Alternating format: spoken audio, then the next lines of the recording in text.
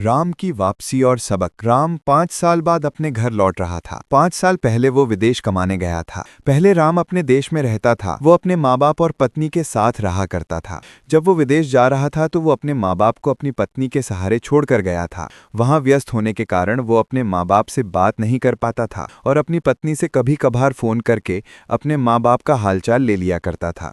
वहाँ से खूब सारा पैसा कमाकर वो अपने देश लौट आया था। जल्दी से उसने टैक्सी पकड़ी और अपने घर की ओर जाने लगा। रास्ते पर वो टैक्सी में बैठे बैठे ही सोचते हुए जा रहा था, मुझे देखकर माँ पिताजी कितने खुश होंगे। धीरे धीरे चलते चलते रास्ते में एक मंदिर पड़ा। तब राम को ये लगा कि क्यों ना घर जाते जाते मंदिर में भगवान के दर्शन कर लिया जाए।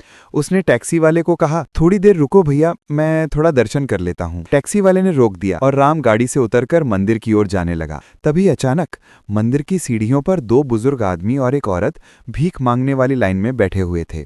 अचानक ही राम ने जब उनको देखा तो वो चेहरा जाना पहचाना लगा। धीरे से उसके दिमाग में झटका लगा और उसे ऐसा लगा कि वे उसके माता पिता हैं। उसने उन्हें और गौर से देखा और वो पहचान गया कि ये उसके माता पिता हैं। वो देखते ही हक्का बक्का रह गया कि मेरे माँ बाप की ये हालत कैसे हो गई, ये मंदिर पर भीख क्यों मांग रहे हैं। वो तुरंत अपने माँ बाप के पास बैठ गया और कहा, माँ पिताजी आप यहाँ भीख क्यों मांग रहे हैं, आपकी हालत कैसे हो गई। पिताजी और माँ की आंखों में आंसू थे। उन्होंने अपने बेटे को देखकर वे बहुत खुश हुए। पिताजी ने बेटे को गले से लगा लिया। बेटा भी माँ पिताजी को देखकर रोने लगा। फिर उसने माँ पिताजी को उठाया और टैक्सी में बैठाया और टैक्सी में बैठकर पूछा, माँ पिताजी आप यहाँ मंदिर पर क्यों बैठे हैं।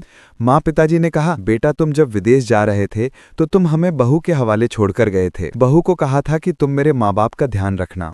पहले तो बहू का व्यवहार बहुत अच्छा था, लेकिन अचानक उसका व्यवहार बदलने लगा और ऐसा उसके मायके वालों के भड़काने के कारण हुआ। वो तुम्हारी बात हमसे नहीं करवाती थी और रोज हमें ताने मारती थी। रोज हमसे दुनिया भर का काम करवाती और ताने मारा करती थी। कहती थी कि हम मुफ्त की रोटी खाते हैं।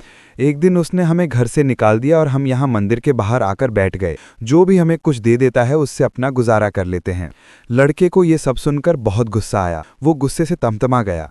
उसने कहा, माँ पिताजी आप चिंता मत करो, उसे तो मैं सबक सिखाऊंगा। नया मोड़। लड़के ने माँ पिताजी को एक अलग घर में ले गया और उन्हें वहां रखा। उन्हें हर सुख सुविधा दी। जब वो अपनी पत्नी के पास गया और उससे पूछा, माँ पिताजी कहाँ हैं? पत्नी ने कहा, माँ पिताजी गाँव में रह रहे हैं। पति को उसकी झूठ का पता था। पति उसे घूमने के बहाने दूसरे शहर ले गया और उसे वहीं छोड़कर चुपचाप आ गया। पत्नी उसे फोन लगा रही थी। पत्नी को फोन लगा तो पति ने कहा, अब तुम यहाँ वापस मत आना, क्योंकि तुमने मेरे माँ पिताजी और मुझे धोखा दिया है। अब तुम्हें भी पता चलेगा कि धोखे का मतलब क्या होता है। अब मैं तुम्हें तलाक दूंगा और हमेशा के लिए तुमसे छुटकारा पाऊंगा। बुरे काम का बुरा ही नतीजा होता है। पश्चाताप और क्षमा। फिर कुछ दिन बाद उसकी पत्नी उसके घर जाकर उनके माँ बाप से माफी मांगने लगी। उसकी आंखों में पश्चाताप के आंसू थे।